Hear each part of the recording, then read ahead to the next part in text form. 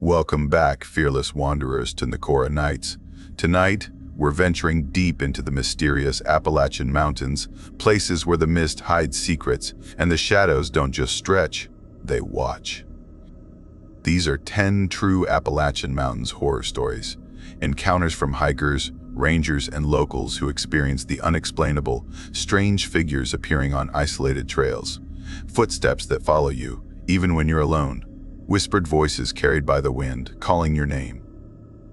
Before we step deeper into the mountains, I want to know, where are you watching from right now, and what time is it where you are? Because some of these terrors only emerge after dark. If you're brave enough to face them, like this video, subscribe and comment below. I survived the Appalachian Mountains, if you make it through all 10 stories. Now, turn off your lights, put on your headphones, and listen carefully. This is 10 Untold Most Disturbing True Appalachian Mountains Horror Stories.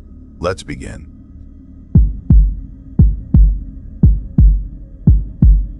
I never planned to tell anyone about what happened in those mountains. I still wake up sometimes at 3:12 a.m., the exact minute my phone died that night, and hear the same quiet humming I heard coming from the trees. My name is Laura Quinn.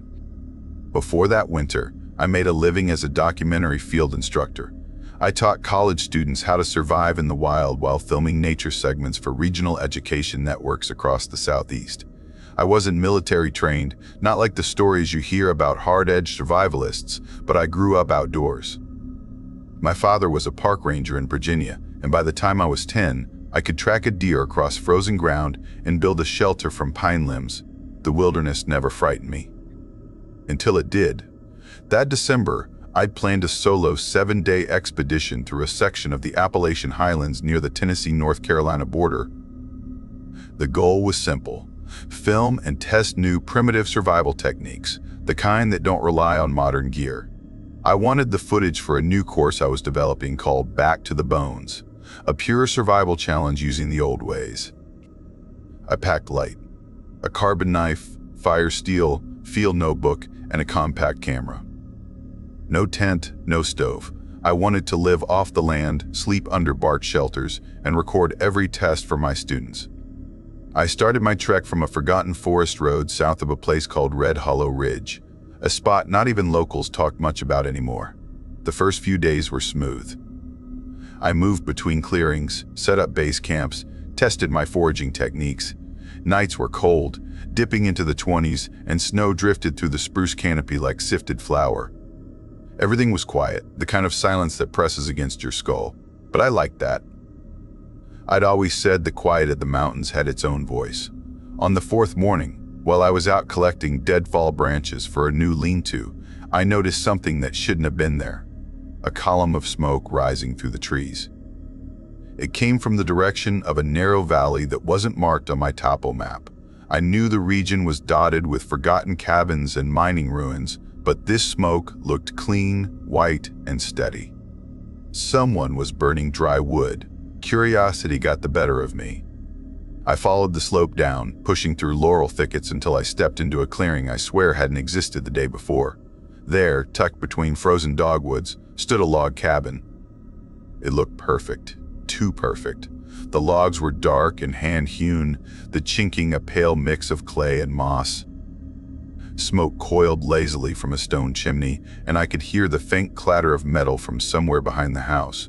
I remember stopping to mark my GPS, but the device flickered, then powered off completely, even though it had full charge minutes earlier. At first, I thought maybe it was a park caretaker's outpost or a restoration site, but there were no tire tracks, no equipment, no modern tools, only old footpaths winding between the cabin and 3 smaller outbuildings: a root cellar, a smokehouse, and something that looked like a small workshop. The air was strange there, still but heavy, as if sound didn't travel right. Even the wind seemed to hold its breath. After watching from the tree line for nearly an hour, I saw movement, a shadow in one of the windows. That's when I decided to approach. My boots crunched through the frost, echoing in the unnatural stillness. When I knocked, the door opened immediately. A woman stood there, mid-30s maybe, wearing a homespun linen dress, hair coiled tight behind her head. She looked out of time. There was no recognition in her eyes when she saw my clothes or my camera slung across my chest, only polite confusion. She smiled and said, "You must be cold, traveler. Come inside before you freeze." Her accent was pure mountain Appalachian, but softer, older somehow. She introduced herself as Margaret Holt. Inside, the cabin smelled of wood smoke and bread, the air warm from a stone hearth where stew simmered in an iron pot. Everything inside matched the outside period furniture, iron tools, candles instead of lights. No wires, no batteries, no sign of the modern world at all. Margaret spoke kindly, asked where I'd come from, and when I told her Asheville, she frowned like she didn't know the name. She said her husband Daniel and their children would be back soon from checking the traps by the creek. I asked, half joking, "You folks living off the grid out here?" She looked puzzled. "Off the what?" That's when the chill set in. She mentioned the year 1856, said it as easily as someone might say today's date. I laughed at first, thinking maybe I'd stumbled into some historical reenactment group, but when her husband returned, a tall, bearded man with a hunting musket and frost on his coat, he spoke the same way she did, talked about the snow coming early this year and the governor in Richmond, things that didn't match the present at all. They invited me to stay the night, and though every instinct told me to leave, my survival brain said it was safer to accept warmth and food than wander freezing woods in the dark. That night, I lay awake on a straw mattress, listening to the faint scratching sound above me, like someone crawling along the rafters. When I looked up, the boards seemed to flex, though there was no wind. At 2:17 a.m., the fire in the hearth flared on its own. No one stirred except me. I crept to the window, and that's when I saw him, across the clearing near the tree line. A human figure, hanging upside down from a branch.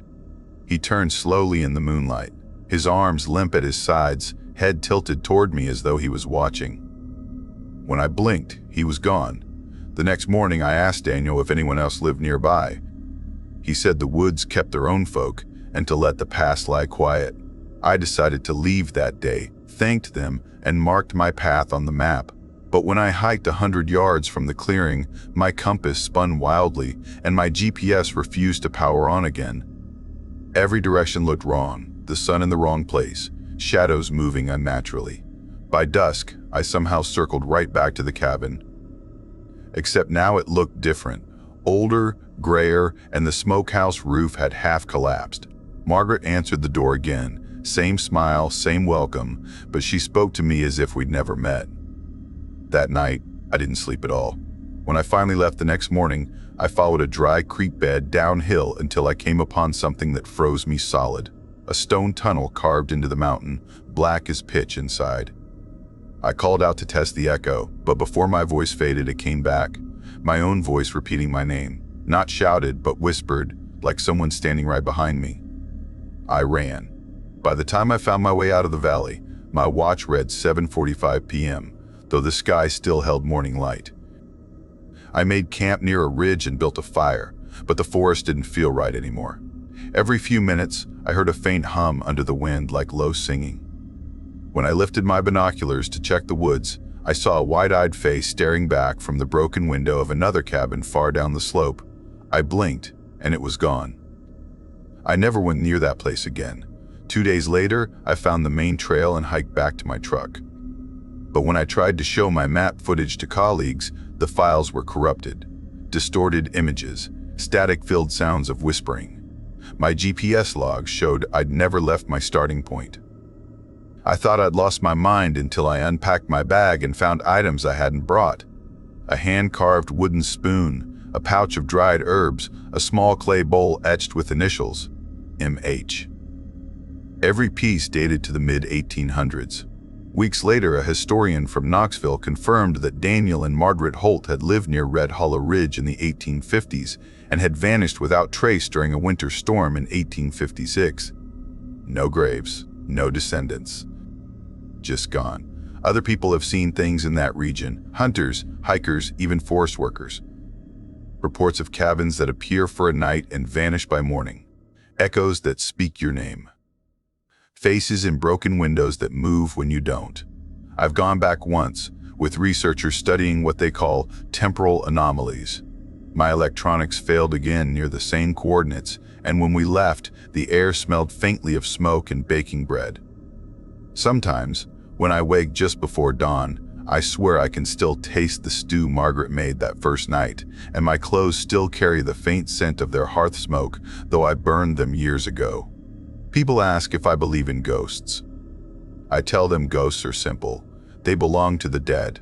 What I met in those mountains didn't feel dead. It felt stuck, like time itself had snagged on something deep in the soil, and for 3 impossible days, I walked right through the tear. Maybe the mountains remember what we forget. And maybe, somewhere in the fog between now and then, the Holts are still there, waiting for another traveler to lose her way and knock on their door. I wasn't planning to climb that weekend. I remember saying I'd stay home, catch up on sleep, and maybe finally fix the broken faucet in my apartment. But something in me couldn't settle. Maybe it was the silence that had started to feel heavy lately, or maybe it was just restlessness, that kind of itch that tells you you're supposed to be somewhere else. My name's Lucas Meyer, and I've been rock climbing for nearly 12 years. Not the indoor gym kind, but real climbing. The kind that leaves your hands bleeding and your nerves humming for days after. I work as a drone mapping engineer, which basically means I stare at screens, analyze landscapes, and tell people where the safest paths are to build or explore. But when I'm off the clock, I like being on those cliffs myself. I've climbed across most of the Appalachian range, from North Carolina up to Pennsylvania, but that weekend I wanted somewhere quieter, something different. That's how I ended up choosing Hollow Ridge, a jagged stretch of sandstone deep inside the Monongahela Wilderness, a part of the mountains most people skip because of how remote it is. The locals say the ridge watches you. They tell stories about climbers hearing whispers echoing up through the rock or ropes moving on their own during the night. I'd always laugh that off, but I admit, stories like that stay somewhere in the back of your mind waiting for when the night gets quiet enough. I arrived at the Hollow Ridge trailhead around 7:45 a.m. The fog hadn't burned off yet, and the air smelled like wet leaves and iron. There were only 2 other cars parked near the ranger station. I signed the logbook noting my route, north face, overnight bivouac, return by noon tomorrow. The ranger on duty, a man named Grant, looked at me over his coffee and said, almost casually, "You picked the coldest night of the season. Watch that wind up top." I smiled and said I'd be fine, but his tone stuck with me.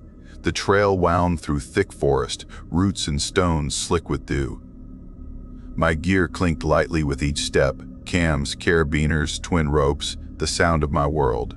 The climb I'd planned was called Widow's Path, a 4-pitch traditional route up the northern face. It was old school, no bolts, all natural placements. Exactly the kind of climb that tests your mind as much as your body. By 10:15 a.m., I reached the base of the cliff. The wall rose nearly 600 feet, streaked with iron bands and veins of quartz. The forest below was hushed, like it was holding its breath. I started climbing, and the rhythm came back instantly. Hands searching, feet pressing, the sound of metal tapping against rock. The first pitch was clean and solid. The second was steeper, but manageable. I kept my pace even, slow enough to stay focused but steady enough to make progress. Every few moves I'd glance out at the horizon, the sweep of the Appalachian Valley stretching endlessly. It always amazed me how these mountains felt alive, like something ancient breathing just below the surface. By mid-afternoon, I reached a wide ledge about halfway up, the perfect spot for an overnight camp. I hauled up my gear, anchored my portalage, checked all knots twice, and set up for the night. The wind was cold but not unbearable. The sun dipped lower, turning the forest gold. That's when I noticed movement. At first, I thought it was just deer, maybe a few hikers cutting through the lower trails, but then I realized how wrong that was. The forest below wasn't moving randomly. There were shapes, dark and deliberate, gliding through the trees in synchronized patterns. 3 or 4 at a time, evenly spaced, moving like they were sweeping the area. I squinted, waiting to catch a flashlight beam, but there was nothing. No light, no sound, just that strange rhythm of movement in the fading dusk. My brain tried to explain it. Hunters, maybe? Night researchers? But even hunters use lamps. Whoever or whatever they were, they didn't. By 8:30 p.m., the forest was swallowed in darkness. I sat on my ledge, the night pressing against me, the wind humming through the rope lines. Below, the figures were still there. I could tell because their silhouettes shifted against the faint shimmer of the stars through the canopy. They moved like they were following some pattern, pausing, turning, spreading out, then converging again. And every time they paused, it was directly beneath me. I don't know why, but I felt suddenly certain they knew I was there. Around 10:20 p.m., they started forming shapes, geometric ones, circles, triangles, lines that connected and broke apart. I thought I was imagining it until they formed something that looked eerily like a constellation, mirrored exactly above them in the sky. The Little Dipper, clear as day. I remember whispering, "What are you trying to show me?" and instantly regretting saying anything at all. Because the moment the words left my mouth, one of the shapes tilted its head upward, like it heard me. I froze. It stood there, perfectly still, and then began climbing. At first, I thought it was a trick of the light branches swaying, shadows moving, but no, it was climbing the rock face. Without gear, without ropes, without light. Its limbs moved fluidly, almost bonelessly, and the sound, God, the sound. It wasn't the scrape of skin or fabric, it was like dry leaves brushing against stone. I turned off my headlamp, heart hammering, and pressed myself flat against the wall. I could hear my pulse pounding in my ears. By 11:42 p.m., I could see it more clearly. The thing was humanoid, but its proportions were off. Too tall, too thin. Its arms reached farther than they should, its fingers finding cracks too small for human hands. Its head turned toward me as it climbed, eyes catching what little light there was and reflecting it back. Silver, animal-like, and it wasn't alone. More were coming. They climbed the adjacent wall, moving silently, each one taking a different line but all converging near my ledge. I wanted to cut loose and repel, but there was nowhere safe to go. When the first one reached within 15 feet of me, it stopped. The rest froze, clinging to the wall. Then they all looked up together, their heads moving in unison. I couldn't breathe. They began shifting again, not toward me, but into shapes, formations against the rock. From my position above, I realized they were forming the same constellation patterns as before, this time on the cliff itself. They stayed like that for several minutes. Then, slowly, they began to glow. Not bright, not like light, but like faint reflections. Their outlines shimmered, like moonlight caught in fog. Then came the whispering. At first, it was just the wind, I told myself. But the sounds grew clearer, layered, human-like, words I couldn't understand, whispered through the stone. They weren't speaking to me exactly. They were through me, like the sound was crawling under my skin instead of reaching my ears. I shut my eyes and held still until the sound faded. At 1:13 a.m., the whispering stopped. The figures moved down and reassembled at the base. This time, their formation was unmistakable. It was a circle, with one standing in the center, arms raised toward the cliff. Then, from somewhere deep in the forest, I heard a child's laugh, soft, quick, then gone. It came again, this time closer. And then I felt something cold grip my wrist. I looked down, but there was nothing. Just the empty night. For a second, I thought my mind was breaking. Then, out of the corner of my eye, I saw small footprints appear in the dust near my portalage, bare, wet, small, like a child's. They moved toward me, one after another, and then vanished at the edge. That was the moment I realized I was not alone up there. The next hour felt like days. The figures below began a kind of ritual, slow movements, synchronized gestures. It wasn't violent, but it wasn't peaceful either. It felt ancient, like I was watching something that had been happening here long before humans ever came to these mountains. At 2:17 a.m., the air changed. The wind stopped, and the forest went silent, completely silent. The figures looked up at me again, all at once. One of them raised its arm, palm out, and then they all began to back away. Their departure was as coordinated as their arrival, orderly, quiet, deliberate. The last one stopped at the tree line, turned back, and lifted its hand in what looked like a farewell gesture. I hesitated, then raised mine. It bowed. And then they were gone. I didn't sleep. I just sat there until the sun began to rise, the sky bleeding orange over the ridges. When I finally looked down, there was no sign of anything. No footprints, no marks, no figures. Just forest. By 9:40 a.m., I rappelled down and packed up fast. My hands were still shaking. Back at the ranger station, I found Grant again. When I told him what I'd seen, he didn't laugh. He didn't even look surprised. He just nodded slowly and said, "You stayed up on the north face, didn't you?" When I said yes, his expression changed, something between sympathy and fear. He leaned forward and whispered, "You're not the first." He told me the ridge had a long history, stories from before the Civil War, and even older legends from the Cherokee and Monoton tribes. They believed that certain rock faces were gateways, places where the spirit guardians moved between worlds to watch over sacred lands. Most people who went there never saw anything. But a few, usually the ones who treated the place with respect, reported being acknowledged. He told me about a hiker who once took a picture at Hollow Ridge, only to find his photo later in a stranger's phone gallery. The stranger had never met him, never even been to the ridge. He told me about a family that heard knocking from inside their cabin wall, tore it open, and found nothing but roots.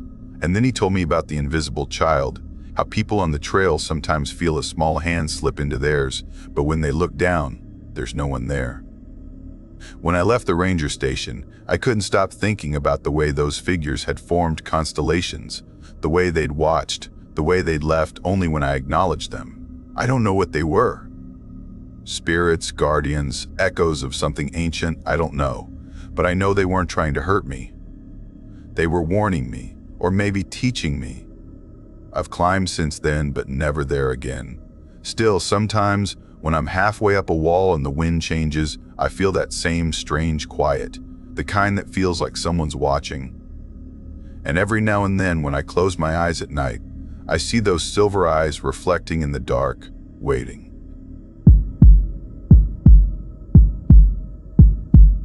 I heard the echo before I saw the cave, like a breath pulled through stone, whispering my name in the dark. By the time I realized it wasn't the wind, I was already inside. My name's Mara Calloway, and I've spent most of my adult life crawling through the veins of the earth. I'm 27, a graduate researcher at a small college near Asheville, North Carolina, studying underground mineral systems in the Appalachian Mountains. My passion for caving started when I was a kid, tagging along with my dad on weekend hikes. But this was different. I wasn't exploring for fun. I was chasing something that shouldn't exist. Back then, my department chair had mentioned a cave no one had mapped since the 1940s. It was said to sit deep in a forgotten section of the Monongah Wilderness, past abandoned mining routes swallowed by decades of overgrowth. Locals called it Whispering Hollow because after heavy rain, the entrance sang as water ran through unseen cracks in the stone. There were no records, no survey maps, nothing except an old geological note hinting that the cave extended for miles underground. It sounded like the perfect thesis site until I learned why no one went there. A retired ranger told me hikers had vanished near the valley. He said their gear turned up weeks later at the base of sinkholes, bones picked clean by animals. He warned me not to go alone, that the hollow wasn't just rock and water, but I had work to finish, data to collect, and something in me wanted the truth behind those stories. So, early one gray morning in October, I packed my equipment, helmet lamps, backup batteries, ropes, geological tools, food, and emergency bivvy, and drove into the mountains. My phone lost signal halfway up the logging road. At 7:45 a.m., I parked near a rusted sign that read, U.S. Forestry Access, no public entry. The air smelled like wet pine and iron. The hike to the cave took nearly 2 hours. The trail was barely visible, swallowed by ferns and blackberry brambles. Each step sank into damp soil, and the deeper I went, the quieter the forest became. No birds. No wind. Just the sound of my own breathing. I remember thinking how still everything felt, like the woods were waiting. When I found the entrance, I stopped cold. It wasn't a small opening like I'd imagined. The mouth of Whispering Hollow stretched 30 feet wide, the stone edges slick with moisture, and a narrow stream trickled from the darkness inside.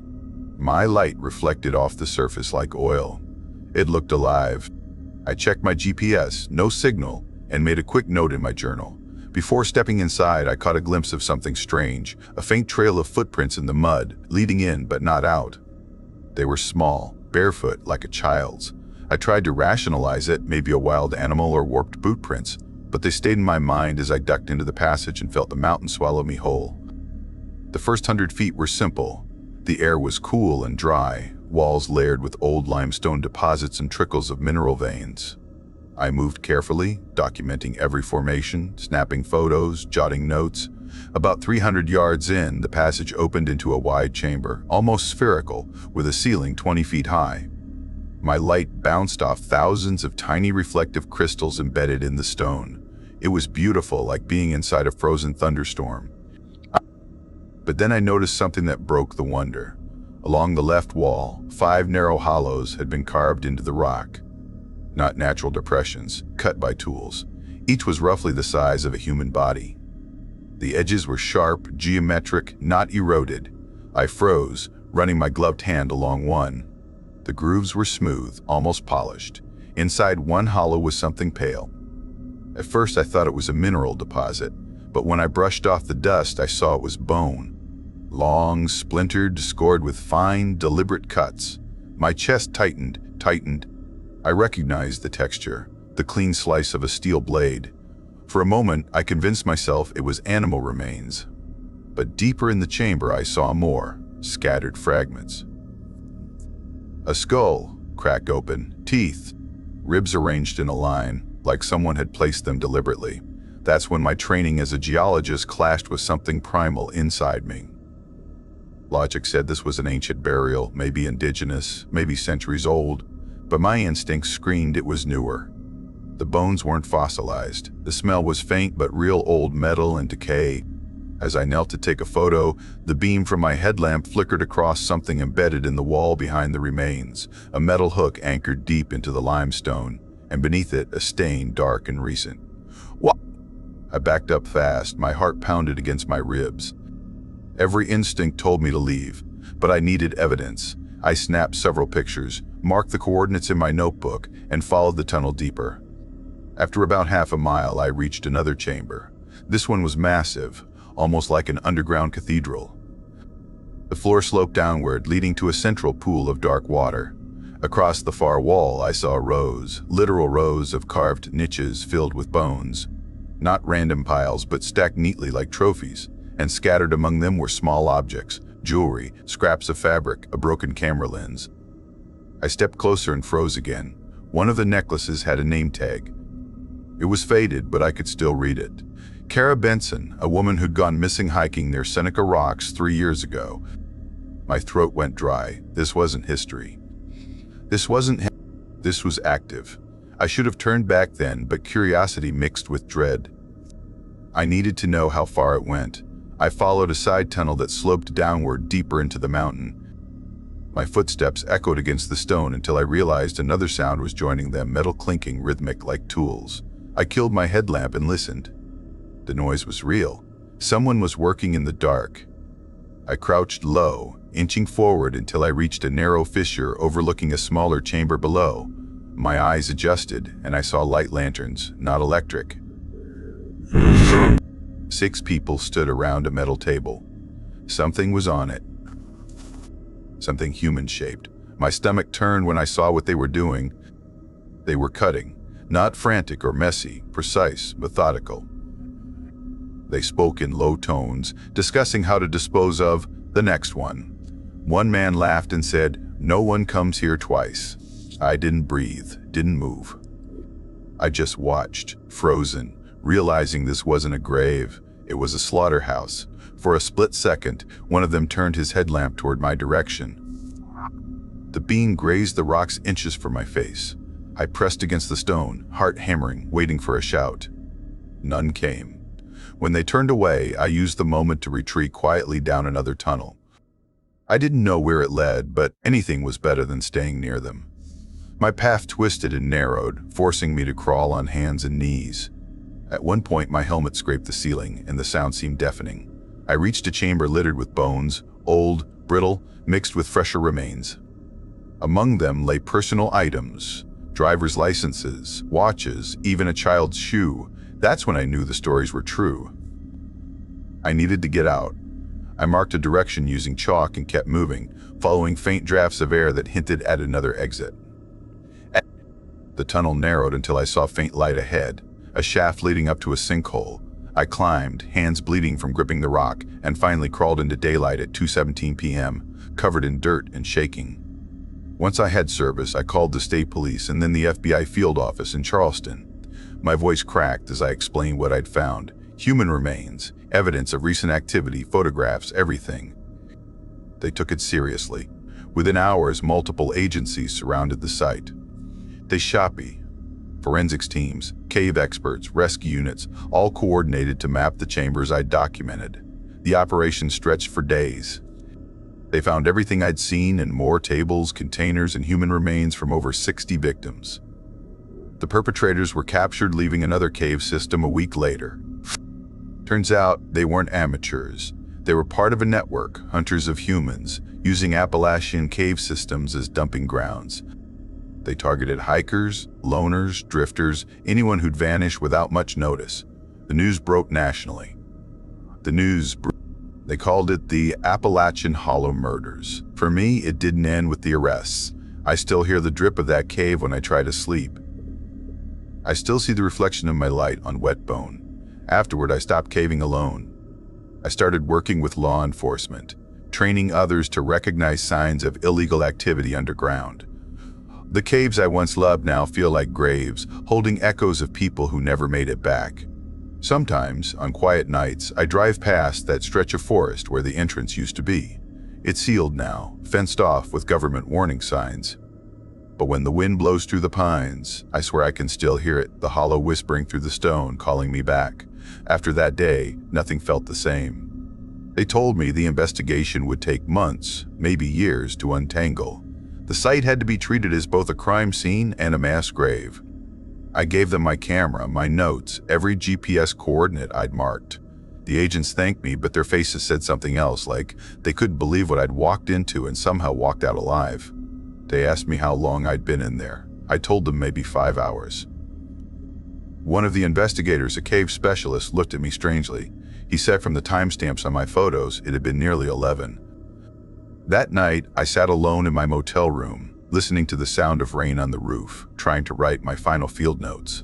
But my mind kept replaying the moment I saw those carved walls, the quiet order of the bones, the faint metallic smell that clung to the air like blood in a butcher's shop. I couldn't eat, couldn't sleep. Every time I closed my eyes, I heard it again. The clinking of metal deep in the dark, that slow, patient rhythm that meant someone was still down there, working. The next morning, agents asked if I'd ever heard of similar cave rumors in the area. I told them yes. There were dozens of stories passed around in caving circles, about explorers who never came back, about tunnels that changed direction, about voices that whispered your name in the dark.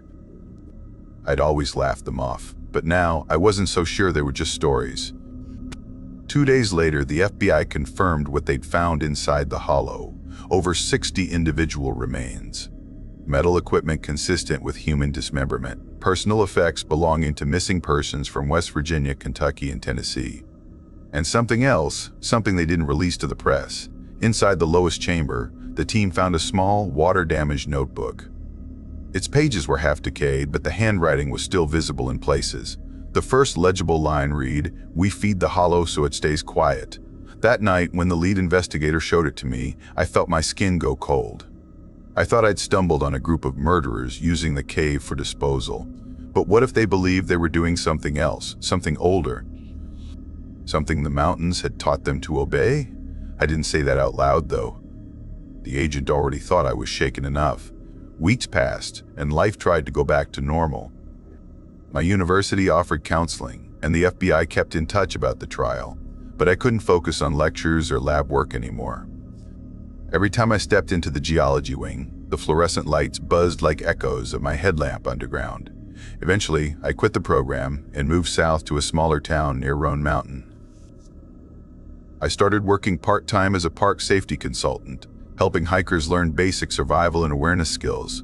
People asked why I didn't explore caves anymore. I'd just smile and say I'd seen enough of the dark.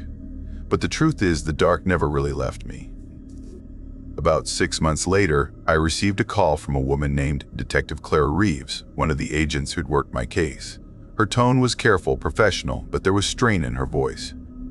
She said they'd uncovered another site, similar carvings, similar remains, about 70 miles east in a system called Old Creek Caverns.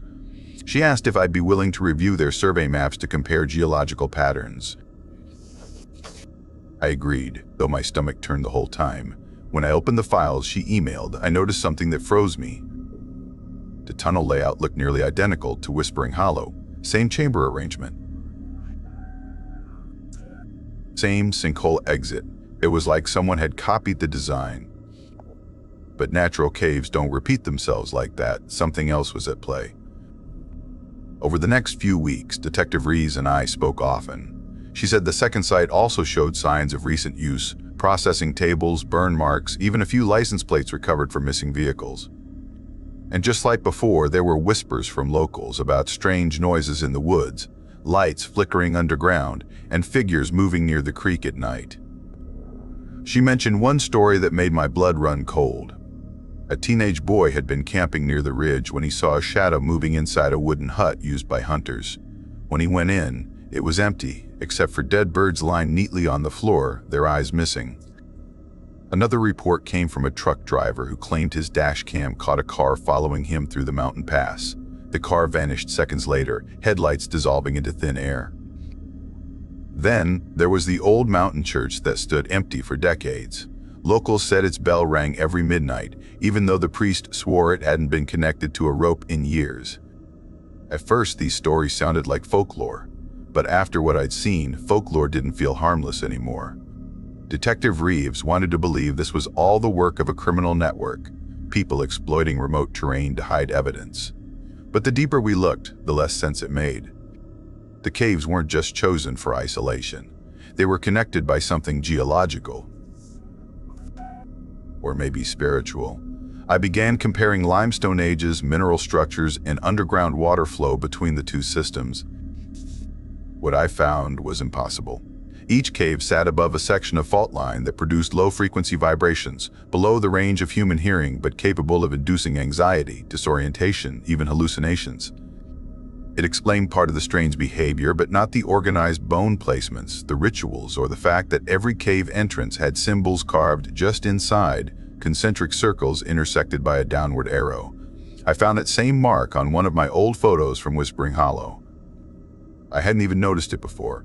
Around that time, I began receiving anonymous emails.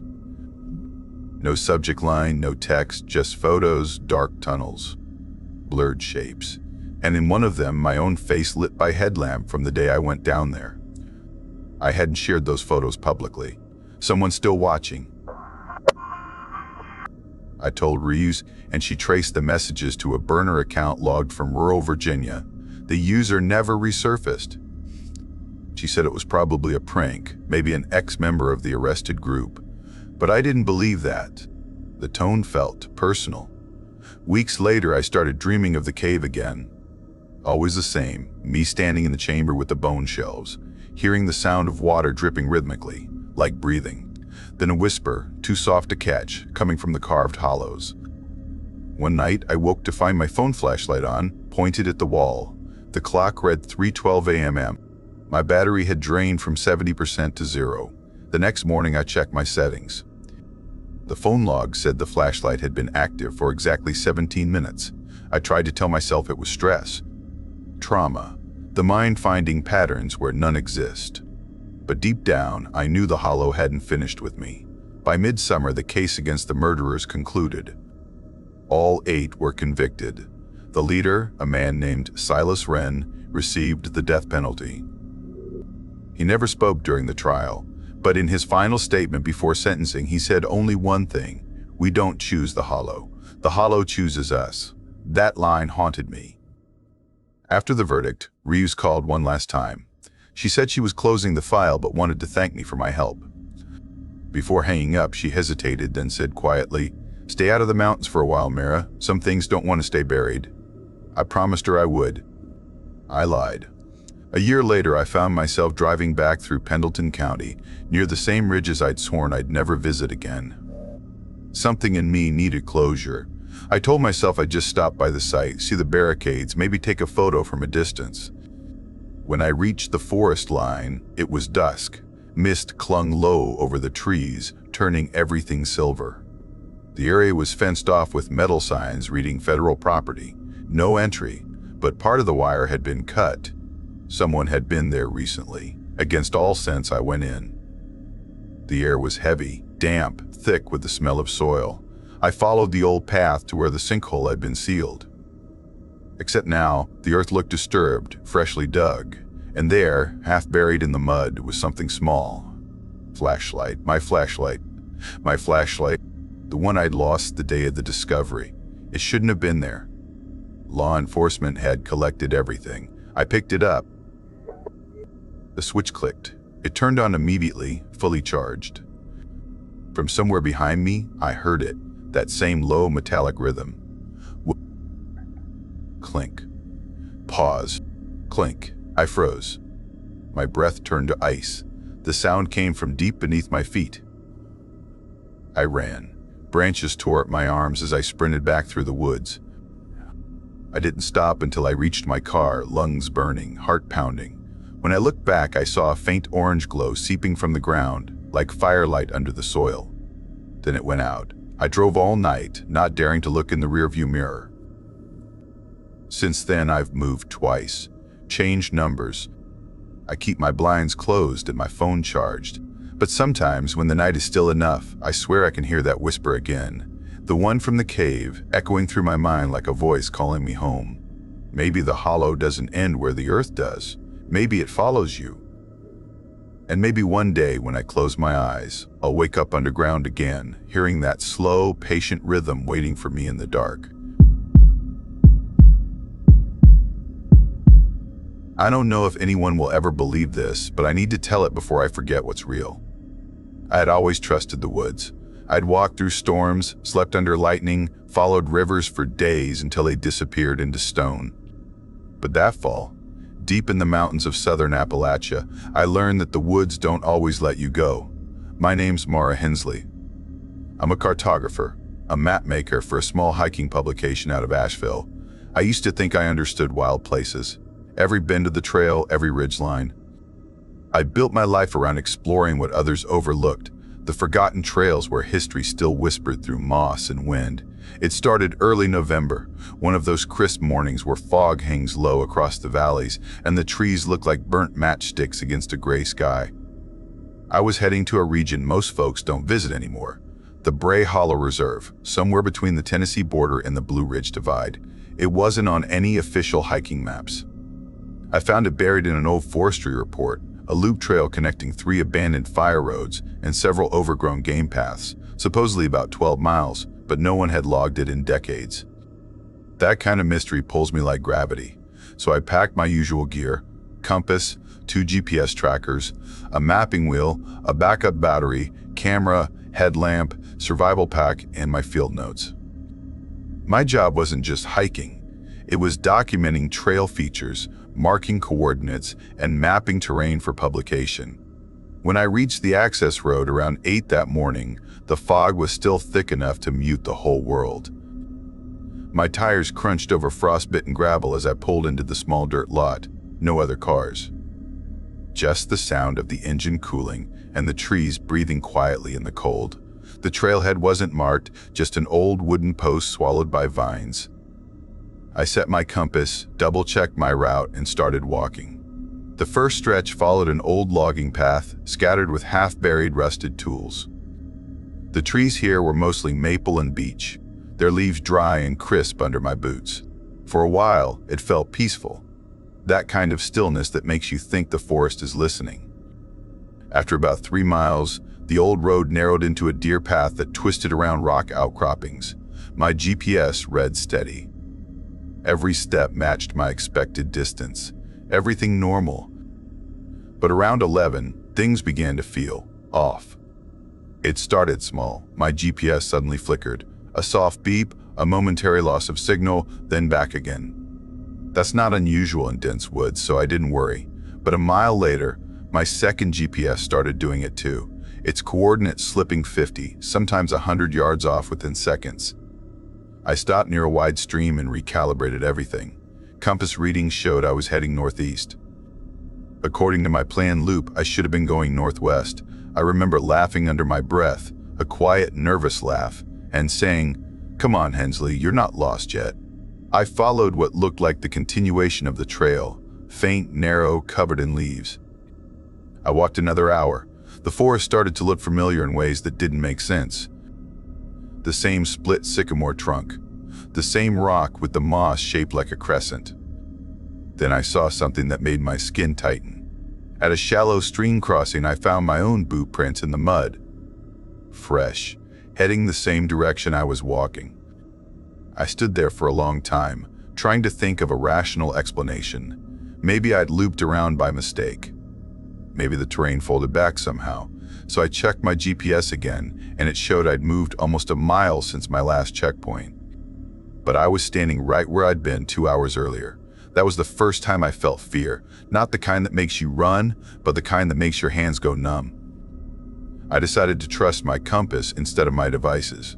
I set a clear direction southwest, the way back to my car. I marked trees with bright orange tape as I walked. I walked for nearly 40 minutes in a straight line, counting steps, watching the angle of the sun, listening to the distant hum of a stream that should have been behind me.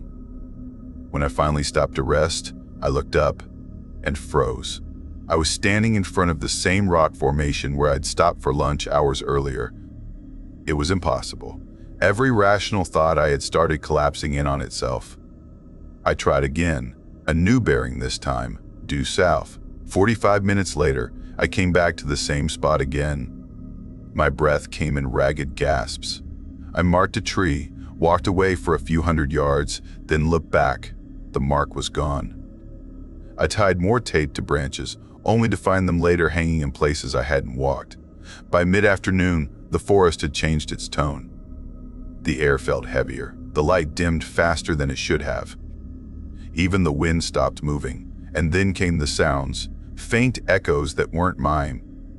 Footsteps, delayed, like the forest was mimicking me a few seconds late. I called out once, just to prove I wasn't imagining it. "Hello?" The forest didn't echo back, but the footsteps stopped.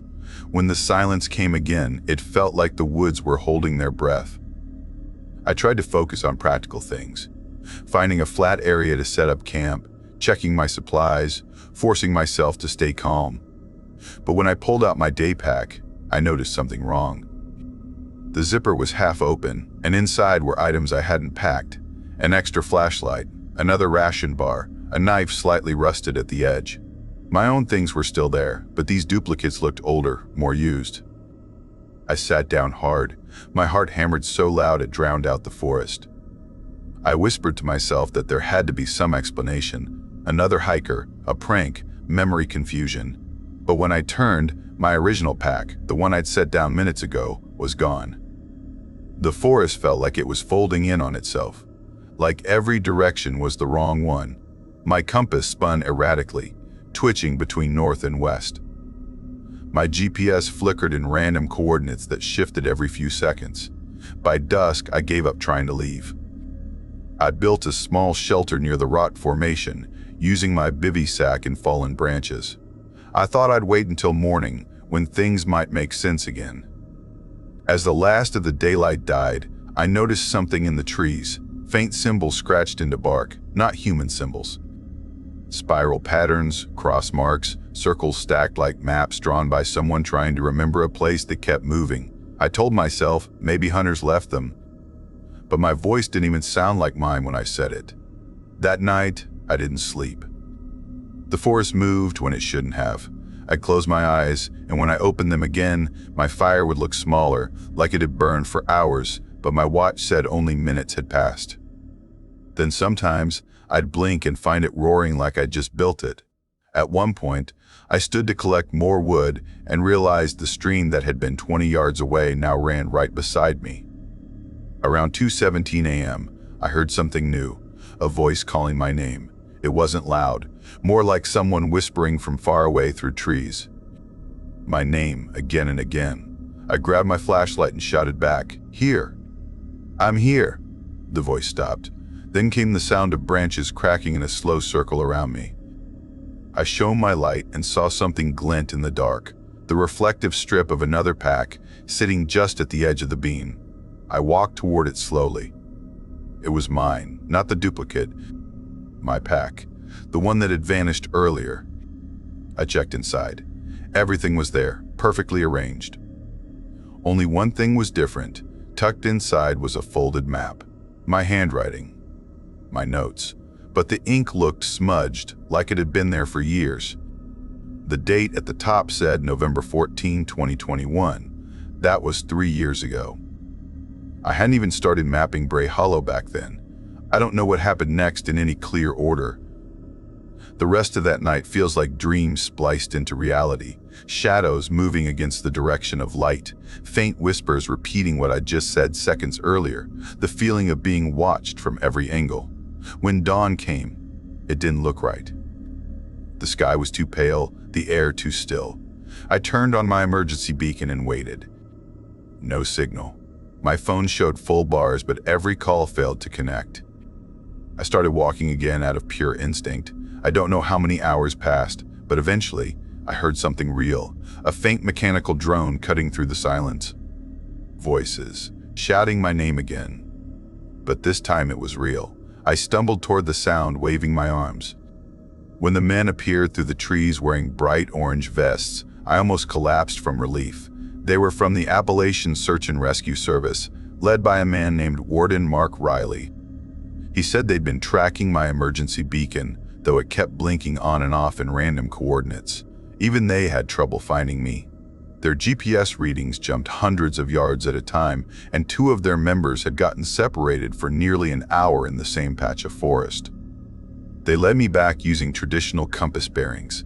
The walk back to the main road took almost 2 hours, steady and uneventful, like the forest had decided to behave now that I wasn't alone.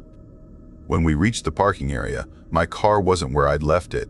It was 30 yards away, facing the opposite direction, the keys sitting in the driver's seat. I remember standing there, staring at it, unable to say a word. Later in the hospital, they said I was fine. Hydrated, normal vitals, mild exhaustion. No signs of hypothermia or trauma. My equipment tested perfectly. Every device, every GPS, even the compass, all working within normal limits. Warden Riley wrote a full report. He mentioned that their own navigation systems had failed, that even his compass had briefly spun without settling north. He recommended more research into magnetic or environmental anomalies in Bray Hollow.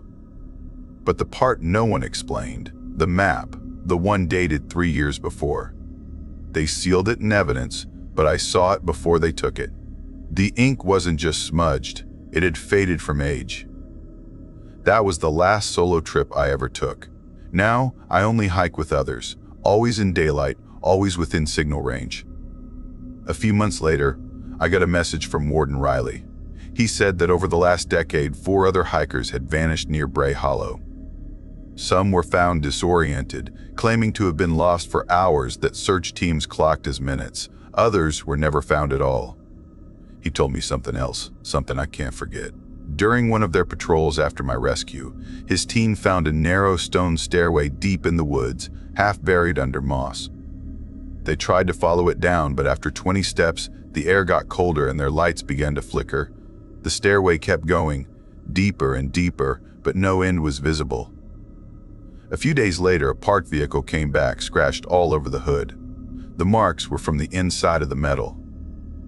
Last week, a new group camped out near that same area. They left in the middle of the night after finding something written on their tent wall. 2 words, carved with something sharp: "Leave now." No footprints outside, no signs of who wrote it. Sometimes, I dream of that forest still. When I close my eyes, I see the rock formation glowing faintly under gray light. And sometimes, when I check my phone maps late at night, my GPS blinks and shows a dot, still moving, still circling that same patch of woods, like someone's walking there under my name.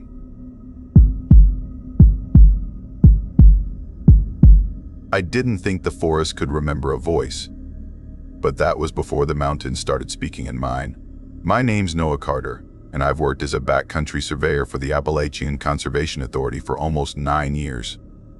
It's the kind of job that sounds peaceful from the outside. Just me, a pack, some tools, and miles of wild mountain trails. But you only do it this long if you're comfortable with silence, the kind that hums around you like a living thing. I'd been assigned to the Whispering Ridge Trail, an isolated section running through a forgotten part of the Appalachians, far from cell towers or weekend hikers. The job was simple: on paper, repair damaged footbridges, clear fallen trees, and mark unsafe slopes after the summer floods. But the department was stretched thin, so most of it had to be done solo. I didn't mind. Solitude suited me. I set out from Dry Hollow Station on a Thursday morning, early September, when the air still held that mix of summer warmth and fall decay. My truck rattled over loose gravel roads until the forest swallowed the sky and the last radio signal faded into static. The access point was little more than a dirt lot with a faded sign, half covered in moss. The old trail registry had just 2 entries from the past month, both names I didn't recognize. Both gone without a trace of direction, like ghosts signing guest books. By mid-afternoon, I'd hiked 4 miles into the valley and reached the first bridge site. The damage wasn't terrible, just rotten beams and a few planks washed away. I marked the site, dropped my pack, and set up camp about 30 yards away beside a quiet creek. My tent faced the water. I liked knowing I could hear it if something moved between me and the bank. That first day was uneventful. Just the rhythmic buzz of insects and the deep rustle of wind pushing through endless green. I spent hours cutting, measuring, and drilling replacement boards, sweating through my shirt, until the sun began to drop behind the ridgeline. By the time I finished my first meal, a packet of noodles and a can of beans, it was almost 7:45 p.m. The woods at dusk had a voice of their own, low and layered. I've slept in forests across Virginia, Tennessee, and Kentucky, and you learn the difference between natural noise and something else. That night, though, it was only nature. Crickets, owls, the steady pulse of moving water. I zipped my tent shut, lay back, and listened to the quiet. Until a man called my name. At first, I thought I'd dreamed it. The voice came faintly from the trail, too far to see but close enough to sound real. "Noah!" I sat up, half expecting to see a flashlight beam cutting through the dark. Nothing, just trees shifting in the wind. I called back, "Hey, over here," but the sound seemed to fall flat, like it hit something thick in the air and went nowhere. Silence. I waited. A few minutes passed. Then, again, clearer this time. "Noah, over here." I froze, because that wasn't just some random man's voice. It was mine, exactly mine. Same tone, same rhythm. It sounded like I was standing a few yards down the trail calling to myself. Every hair on my arms lifted. I grabbed my flashlight and scanned the woods. Nothing moved. The beam cut across bark and ferns, but no reflection of eyes, no shape, no person. I said quietly, "Who's there?" No response, just the sound of water and crickets. I stayed up until 2:17 a.m. listening to the woods replay my voice at random intervals. Sometimes it called my name. Sometimes it said things like, "Is anyone out there?" or "Can you hear me?" The exact same phrases I'd said earlier that day when testing my radio. Each time I answered, it went silent. By dawn, I'd barely slept. Daylight made it feel ridiculous. The forest looked exactly the same. Innocent, green, indifferent. I convinced myself it was some kind of echo effect, maybe wind distortion or animal mimicry. I'd heard ravens imitate sounds before. I spent the next day repairing the second bridge. The work was grounding measure, saw, hammer, repeat. Around noon, I realized something small had changed. My camp didn't look the way I'd left it. My water bottles were lined up neatly, labels facing the same direction. My tarp had been folded over itself. My camp chair had moved slightly closer to the creek. No footprints. No sign of animals. just a quiet rearrangement, as if someone had been there and wanted me to notice. By evening, I couldn't shake the feeling of being watched. The forest seemed to hold its breath. I tried to sleep again, but the calls returned as soon as the world went dark. This time, they weren't random. A woman's voice cried out, "Help me, please, I'm lost." I sat upright in my tent. My flashlight shook in my hand. The voice came from the same direction as before, the trail, but softer now, pleading. Then another voice, male, rougher, said my name. And then, impossibly, my supervisor's voice. "Noah, you there? Come check this out." The mimicry was perfect. Not just sound, but tone, pacing, even the little breaths she takes before speaking when she's trying to sound calm. I didn't answer. I just wrote everything down. Time, direction, phrase, tone. Like a field report for something no one would believe. At 4:16 a.m., my own voice returned. "Is anyone else hearing this?" And I realized something terrifying. The words weren't random. They were all things I'd said before, recordings of my own speech, but altered, bent to lure me out. I didn't step outside until the sun returned. The next morning, I worked in silence. The forest felt wrong. I could hear branches snap in patterns, like someone pacing just out of sight. Every time I turned, nothing. By afternoon, when I came back to camp, I found prints near my tent. Barefoot, human-shaped, but soft. No heel or toe marks, just impressions, as if something heavy had pressed down, pretending to walk. That night, the voices multiplied. They used people I knew, my old coworkers, my ex-wife, my mother, each one perfectly replicated. And then one that made my chest seize up, the voice of Ava Moreno, a ranger who vanished 2 years ago during solo patrol. We'd worked the same area once. She used to hum when she walked, a habit that stuck with me. Now I could hear it, faintly, through the trees. Then she said, "Noah, I found something. You need to see this." I gripped my flashlight so hard my knuckles cracked. The sound came from deep inside the woods, away from the trail, where the trees grew dense and the ground sank into black mud. I almost went, but something about the timing, the calmness of it, the precision told me it wasn't real. It was waiting for me to move. By the third night, I was losing track of time. The mimicry wasn't just using voices now, it was learning. When I ignored it, it changed strategy. It started whispering softly near my tent, moving in circles, repeating phrases like a heartbeat. At one point, around 1:48 a.m., I heard laughter, my laughter from right behind the tent wall. I didn't sleep again. By morning, I'd had enough. I packed everything, double-timed it back to the truck, following the marked trail as fast as I could.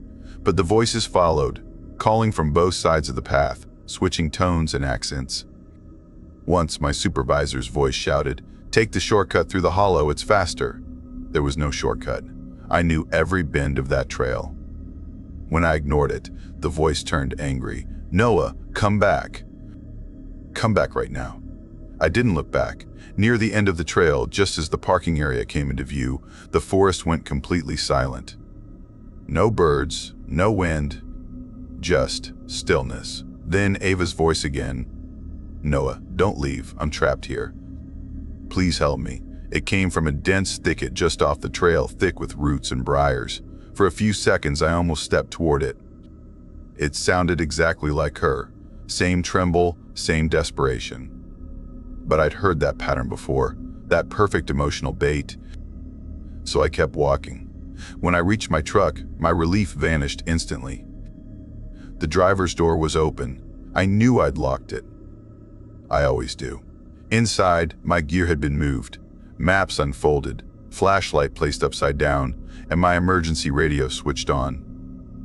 The radio hissed softly, a wash of static broken by faint voices. Then one spoke through the interference. It was mine. "Noah, are you still there?"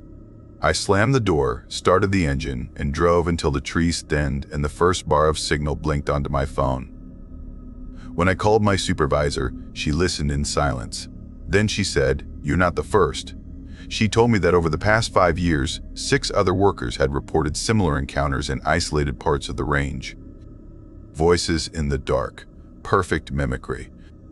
Missing people who'd gone to investigate and never returned. The FBI had a name for it, the echo phenomenon, an open investigation with no leads. Some thought it was advanced sound tech used by criminals. Others believed it was something older, something that used sound the way predators use scent. They reassigned me after that. No more solo trips, no more night work. I went through months of counseling, though I never told them about the last part, about how, even now when I drive through the mountains at night, I sometimes hear faint static in the car speakers, followed by a voice that sounds like mine, whispering from the radio, saying, "You left me there." And if you ever find yourself hiking alone in the Appalachians and hear someone calling your name from just beyond the trees, especially if it sounds familiar, don't answer, because the forest remembers, and it wants you to come back. I never believed mountains could keep secrets. Not until the morning I followed the wrong valley in the Blue Hollow Range and found what no one was meant to see. My name's Caleb Ward, 36, a wilderness guide from Clay County, Kentucky. I'd spent years taking travelers and hunters deep into the ridgelines, teaching them to read tracks, start fires, and listen to the forest's quiet rhythm. I thought I understood what it meant to be alone out there, the comfort of distance, the safety of silence. But that year, November turned the forest mean, the kind of mean that hides behind still air and the smell of wet earth. Every fall, I'd save up my vacation days for a week of solo hunting. No clients, no cell service, no chatter, just me, my bow, and the mountains. I wasn't chasing trophies. I hunted for peace, for the same reason my father and grandfather had before me. Both men spent their lives in these woods, and both swore there were hollows you never went into after dark. I used to laugh at that, said it was just old mountain superstition. I don't laugh at it anymore. That year I picked a section of the Appalachia backcountry, far south of Tellico Plains, Tennessee, near the border of the Cherokee National Forest. It was a stretch of wilderness cut off by old logging roads and forgotten mining paths, the kind of place only deer, owls, and the occasional trespasser knew existed. I left my truck at a narrow pull-off before dawn. The dashboard clock read 4:23 a.m., and the sky was a frozen black sheet above the ridges. The air smelled of frost and pine tar, sharp and clean. My pack was heavy with gear: bow, broadheads, trail camera, portable tree stand, and a satellite beacon clipped to the strap. I remember patting it once, thinking I'd never need it. The first 2 miles were easy. The trail just an old dirt road half swallowed by saplings and moss. Then the path dropped into a hollow so deep the sunlight never reached it even at noon. Deer prints crossed the mud, and I followed them past rotting stumps, tangled rhododendron, and the soft hush of running water. But then, the smell hit me. Not the sour musk of deer or the decay of a dead animal. This was something else. Thick, chemical, almost sweet, like burnt plastic mixed with rot. It crawled into my nose and wouldn't leave. I thought maybe some campers were dumping trash nearby, but there were no campfires, no tire tracks, no laughter echoing through the trees. Just the smell. I set up my stand near a wide oak overlooking a small creek. The valley was still, cold, and beautiful. Mist curled above the water like thin smoke. I could see my breath as I climbed up, settled, and drew my bow across my lap. At 6:14 a.m., the first light spread between the trunks, pale gold streaks across the forest floor. And then I saw movement. 2 figures down by the creek, about 100 yards away. Both men. They weren't hunters, no rifles, no bows, no blaze orange. They wore camo gear, but carried metal containers, ropes, and a rolled tarp between them. One of them dragged a small generator on a cart that creaked and squealed over the rocks. They moved like men who had done this 100 times, quiet but deliberate. I watched through my binoculars, the smell stronger now, drifting up on a still breeze. They stopped near a cluster of trees, spread the tarp, and started unloading. Buckets, jugs, and something that looked like a cooler. The generator coughed to life, breaking the forest silence like a knife through skin. I remember whispering to myself, "This ain't hunting." For a long time, I just watched. I told myself it was probably some backwoods moonshiners or maybe illegal loggers. But then a third man appeared, hauling 2 propane tanks and another tarp-wrap bundle. Long, heavy, carried like it might break if dropped. They worked fast, talking in low voices I couldn't make out. Then one of them opened the bundle, and even from my perch I could see the dark, wet stains soaking through the tarp. Whatever was inside wasn't gear. It was flesh. My stomach turned, and I gripped the tree so tight my knuckles went white. I'd seen death in the woods before, dead deer, a bear carcass once, but not this. Not something hidden, wrapped, and treated with care. The smell burned my throat now. I raised my phone, zoomed in, took photos. No signal. The icon just blinked, mocking me. For nearly an hour, I watched them work. 5 men total, moving like ants in rhythm. They weren't making moonshine. They were cooking something far worse. And then I saw the blue-white smoke rise and it hit me. Meth. A hidden lab, deep in the forest. My first thought was to leave, get back to the truck, drive to the ranger station. But then they brought out another bundle, smaller this time, and the way they handled it froze the breath in my chest. It wasn't heavy, it was careful. They unwrapped it like a body, but smaller. I don't remember breathing as the tarp fell away. Even from that distance, I knew it wasn't an animal. Too small. Too human. My pulse hammered in my ears, and for a second, I thought I might faint and fall from the tree. Then I heard laughter, low, mean laughter drifting through the cold air. I wanted to run, but one wrong move, one sound, and I'd be another missing person in these mountains. At 8:37 a.m., I decided to climb down, slowly, 1 foot at a time. My heart pounding so hard I thought it might shake the branches.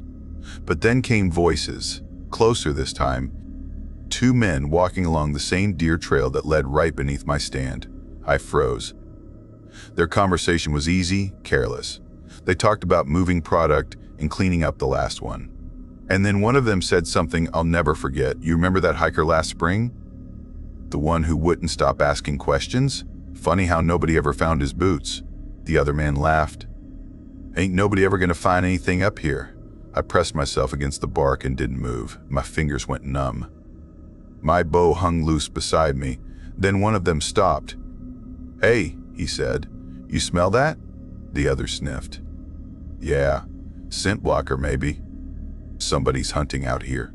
My blood turned to ice. They stepped off the trail, scanning the trees, and that's when one of them saw it, the scuffed dirt near my stand where my boot had slipped earlier. His eyes followed the line of disturbed leaves straight up to me. Our eyes met. He shouted, pulled a pistol from his belt. I didn't think, just moved.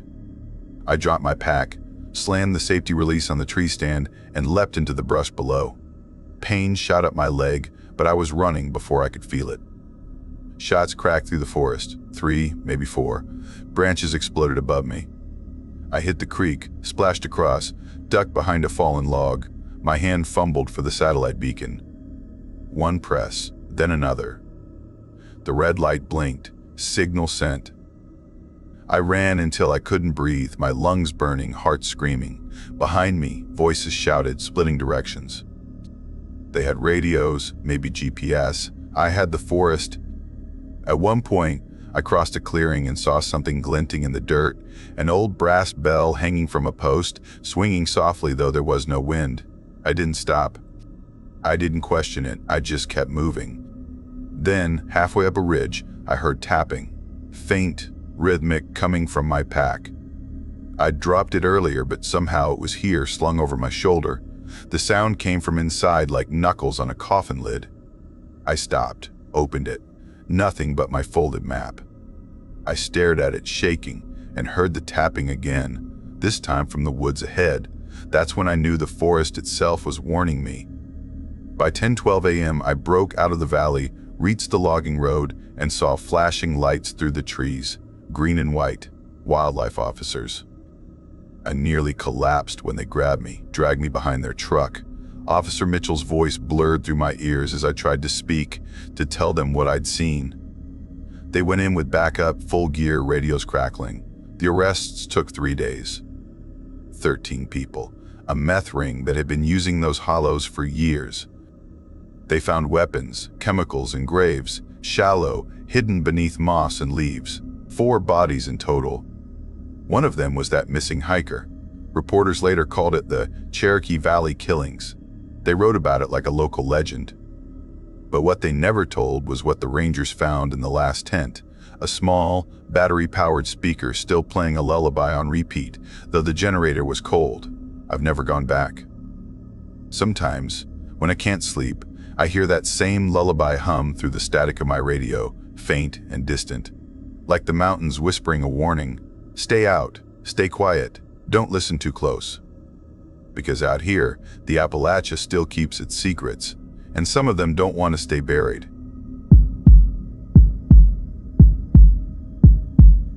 I never believed the mountains could watch you back. That's what I thought the first night I heard them breathe. My name's Green. I used to work as a field biologist from a small town called Deepwater, tucked against the lower folds of the Appalachian Mountains. Before what happened, I spent most weekends alone collecting data, photographing plants, and chasing the silence most people try to avoid. I was 26, proud of my endurance and knowledge of the land. I thought I knew how to stay safe. But there are places in those woods that don't follow the rules of time or direction, places that shift when you're not looking. It started like any other research trip. I had planned a 4-day trek through a little-studied ridge system north of Boone's Hollow, where rare high-elevation plants had been reported. The region wasn't tourist-friendly, no marked trails, just old survey paths that twisted through forests thick with hemlock and rhododendron. Locals called it Witch's Crown Ridge, though I'd never found anyone who could tell me why. The morning I left, the parking lot at the trailhead was nearly empty, just my truck and one rusted sedan.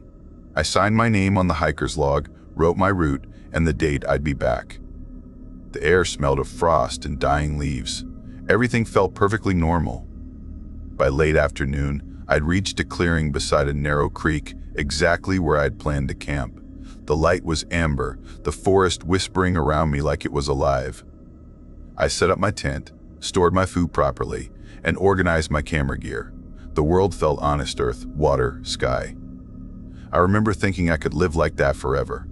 That night, I cooked a simple meal, wrote in my field notebook, and crawled into my sleeping bag.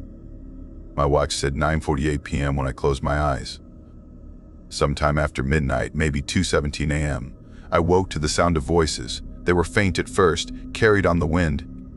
I thought maybe other campers had arrived late, setting up nearby. The noises grew sharper, the metallic clatter of tent poles, soft footsteps, and low murmuring. They were so close I could almost make out words. I almost called out to say hello. But something stopped me. The voices didn't sound right. Too flat, too rhythmless, like someone mimicking conversation without emotion. After about 10 minutes, the sounds faded. I figured they'd gone to sleep, so I did too. When I stepped out of my tent at dawn, the forest was quiet. No tents, no footprints, no disturbed soil. The ground where I'd heard the noise was steep, tangled in roots and stones. No place anyone could have camped. That chill of wrongness hit me for the first time. I took notes, marked the spot, but convinced myself it must have been a dream or the wind echoing. By mid-morning, I was back to work photographing moss formations along the granite outcrops, but something didn't line up. The plants I'd flagged the previous evening, rare ferns and high-altitude moss, were gone, not trampled, not disturbed, just gone, as if they'd never existed. Even the rocks looked different, weathered in strange patterns. I checked my GPS. It showed the same coordinates as yesterday. My elevation matched. Everything on the screen was normal. But the land around me wasn't. I hiked in circles for hours trying to reconcile it. Nothing matched my notes. When I tried heading southeast to a marked overlook, I walked half an hour and found myself surrounded by the same trees, the same creek sounds, looping back like the mountain had folded in on itself. My GPS signal flickered, then started jumping. One moment I was at 4,900 feet. The next it said 5,700, then back again, though I hadn't moved. By the time I stumbled back to camp, the sun was sliding behind the ridge. My compass spun slowly, the needle twitching like it was unsure which way was north. I tried to contact Park Services with my satellite communicator. The screen blinked, signal full strength, but the message wouldn't send. I tried again. Nothing. That night, something watched me. I didn't see it, but I felt it. The forest had gone absolutely still. No owls, no wind, not even the creek. I busied myself reviewing photos on my camera just to drown the silence. But as I scrolled, I froze. Mixed among my plant images were pictures of my own campsite taken from outside, from different angles, from behind trees. One shot caught the glow of my tent lantern through the nylon walls. The timestamp read 2:19 a.m., the same time I'd heard the voices. Another photo was worse. It showed my tent from above, maybe 20 feet up, as though someone had climbed a tree. But there was no tree that tall within range. My hands shook. I checked the camera's log, no signs of tampering. Same camera settings, same lens, same exact file numbering. I barely slept. Every creak outside the tent made my heart hammer. I told myself I'd pack up at first light. Morning came gray and cold. I took down camp fast, checked my maps, and started walking north, the way back to the trailhead. My GPS said I was on track. I hiked for 3 hours. The landscape never changed. The ridgelines didn't match any topographic markers. When I finally broke through to a clearing, I found a parking area, but not mine. The signs read Hollow Ridge Trail. I'd started from Pine Hollow Access, 20 miles away. The road was unfamiliar, yet my GPS insisted I was at my truck's location. I stood there for a long time, trying to understand how I'd crossed entire valleys without realizing it. A park ranger arrived after I called from the emergency phone. His name was Ranger Dalton Hayes, a middle-aged man with kind eyes and a wary tone. He drove me back to the correct trailhead where my truck was exactly as I'd left it, dusty but untouched. I told him everything, the voices, the photos, the missing plants, the false readings. He listened without interruption, nodding occasionally. When I finished, he sighed and said, "You're not the first one to get turned around out here. These mountains mess with things. Compasses, GPS, even memory." He mentioned that a few other hikers had reported strange disorientation, days lost, time skips, even missing equipment. They blamed magnetic anomalies from mineral veins under the ridge. Still, the details he described didn't feel like random malfunctions. They sounded like echoes of my own nightmare. Back home, I downloaded the GPS logs from my tracker. Half of them were corrupted, entire stretches of data gone. The few that remained showed impossible loops, locations that didn't exist. Then I found new photographs, ones I hadn't seen before. They showed my campsite again, but the light and shadows were wrong. Different seasons, different weather. In one, the trees had no leaves, snow dusted the ground. In another, the creek was swollen, like spring melt, but every timestamp fell within the same 4-day window. When I showed them to a geology professor I knew, Dr. Margaret Holloway, she studied them for a long time. Finally, she said the Blue Ridge Range was known for pockets of magnetic distortion, enough to confuse compasses, maybe even affect certain electronics, but she admitted my case didn't fit the data. Her last words stuck with me. Sometimes the mountain shows you a version of itself you're not meant to see. I stopped going alone after that. But the story didn't end there. 3 months later, a hiker was found wandering near Witch's Crown Ridge. He'd been missing for a week. His report matched mine almost word for word, voices in the night, photos he didn't remember taking, time that didn't make sense. He even described a woman in a white dress, smiling in the background of one of his pictures. There was no one else out there that night. A few weeks later, someone posted on a local forum about their car stalling on the same mountain road after dark. The engine died at once, and through the fog they heard soft laughter echoing from the trees. Another man from a nearby village told the ranger he saw a figure with solid black eyes standing in the middle of the dirt road. When he blinked, the man was gone. I started collecting these stories, thinking maybe there was a pattern. But the deeper I looked, the more it felt like the mountain was feeding me pieces. like it wanted to be remembered. Sometimes, late at night, I scroll through those photos again. I shouldn't. Each time I do, there's a new one waiting at the end of the file list. Always the same angle, my tent glowing faintly from the inside and a dark shape standing just beyond the light's edge. Last week, I found one taken from my own backyard. My tent isn't there, but I am, standing by the fence, facing away, frozen mid-step. And in the corner of the image, a woman in a pale dress is smiling at the camera. I live alone. My name's Nathan Cole, 32 years old, born and raised in Asheville, North Carolina. For most of my life, I worked as a paramedic, long shifts, cold meals, flashing lights, and a constant fight to keep people breathing. After a while, the city noise became too much, so I started hiking on my days offshore trails at first, then longer ones through the Blue Ridge and Smoky Ranges. Eventually, I began exploring the lonelier places where no phone signal reached, and even the birds sounded cautious. I told myself it was peace I was looking for, but deep down, I think it was silence. By late autumn last year, I had covered more than 100 different trails across the region, from popular tourist paths near Clingman's Dome to forgotten roads that wound through abandoned mining towns.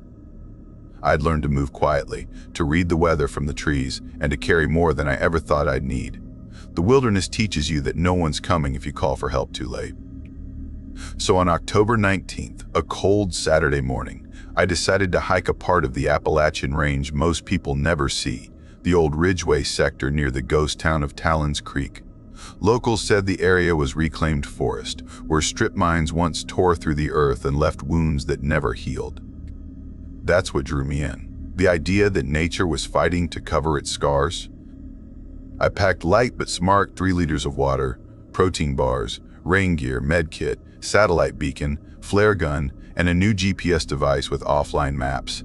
My old paramedic instincts wouldn't let me leave without backup options. I left the trailhead at 7:15 a.m. The parking lot was empty, which didn't surprise me. No one hiked there anymore. The only tracks were from deer and maybe a stray ATV. A wooden sign read, "Ridgeway Path, 14 miles to old mining route."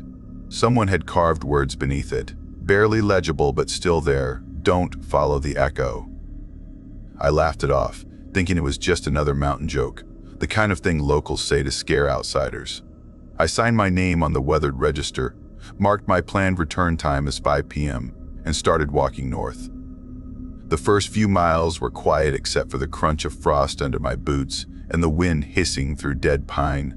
I passed rusted rails swallowed by roots, concrete foundations covered in moss, and the broken ribs of machinery that had long ago stopped moving. It felt peaceful, almost sacred in its ruin. But around 9:20 a.m., I noticed something strange near a dried creek bed. Fresh tire marks, deep, wide, too new for this terrain. I followed them for a few yards and found a clearing. There, hidden behind brush and covered with camouflage netting, sat a small generator, 3 coolers, and a circle of folding chairs arranged like a meeting spot. It didn't look abandoned. Someone had been there, maybe yesterday. I froze. My first thought was illegal hunting or moonshining, both common enough in these parts. But then I saw a few chemical containers stacked under the tarp and a set of cables leading into the ground. It was organized, deliberate, like a base of operations. My stomach twisted. I took a quick photo from a distance, careful not to leave tracks, and stepped back toward the trail. A part of me wanted to report it immediately, but there was no signal. I told myself I'd handle it once I got back to the ranger station. The trail climbed sharply from there, leading through a narrow pass between 2 ridges. Around 10:30 a.m., I spotted movement ahead, 2 men coming down the slope. Both wore hunting camo and bright orange caps. They looked mid-40s, clean-shaven, too neat for a day in the woods. "Morning," one of them called with a smile that didn't quite reach his eyes. "Morning," I answered, keeping my tone friendly. They introduced themselves as Ray and Clint, said they were scouting for deer. We talked about the trail, weather, and terrain. Nothing unusual except for how much they wanted to know about me, how far I was going, whether I was alone, when I planned to head back. Ray even asked if I'd seen any cabins or vehicles nearby. Something about their questions felt rehearsed. Their boots were spotless, packs nearly empty. No binoculars, no maps, no scent gear, nothing a real hunter would carry.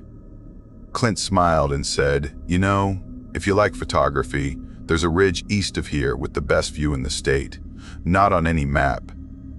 We could show you the shortcut." His tone was light, almost teasing, but I felt my pulse quicken. I told them I was sticking to the main route, thanked them, and stepped away. Their smiles froze, and for a second, neither moved. Then Clint gave a slow nod. "Sue yourself," he said. I continued north, pretending not to feel their eyes on my back. After 15 minutes, I looked over my shoulder. They were gone, or so I thought. By 11:10 a.m., I reached a fork in the trail near a shallow pond where the old mine pit had filled with rainwater. The air smelled of iron. I paused to check my map and heard something, a twig snapping, soft but close. When I turned, I saw them again. Ray and Clint, maybe 50 yards behind, walking the same direction I was. They didn't call out this time. I slowed, then sped up, testing them. Every time I changed pace, they matched it. When I stopped to drink water, they pretended to check their packs. The space between us never changed. A knot of fear settled in my gut. I decided to change course. My map showed a side trail that cut east toward an access road near the state park boundary. It was longer, rougher, but safer. I took it without hesitation. That's when I noticed a third man, high on the opposite ridge, moving parallel to us. He wore full camouflage and carried something metallic, maybe a radio antenna. Every few minutes, he'd stop, look down toward me, then vanish behind the trees.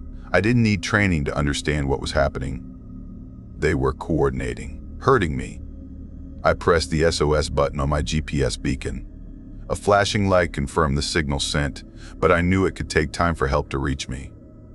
I also texted my friend an emergency contact, following me, Ridgeway East Trail. Need help. The message went through. Relief mixed with panic. I began to move faster. The trail twisted down into thick undergrowth, where old mining roads crisscrossed like veins. Behind me, the footsteps grew louder. Ray called out something I couldn't quite make out, but his voice had lost its friendliness. Then the woods erupted in noise, branches snapping, boots pounding. I ran. My lungs burned as I pushed through the brush, following the faint outline of a logging road toward what I hoped was safety. The forest felt alive, closing in, whispering. I could hear water somewhere ahead, a creek or maybe the river. The ground turned slick with mud, forcing me to slow. At one point, I looked up through the trees and saw movement again, not human this time. A rusted metal shape half buried in the ground. At first, I thought it was an old hatch. Then I realized it was a door. A massive metal door embedded in the forest floor, covered with leaves and moss. No hinges visible, no markings except a handprint smeared in dried red. It shouldn't have been there. When I looked back minutes later, it was gone. Only soil and roots, like the mountain swallowed it.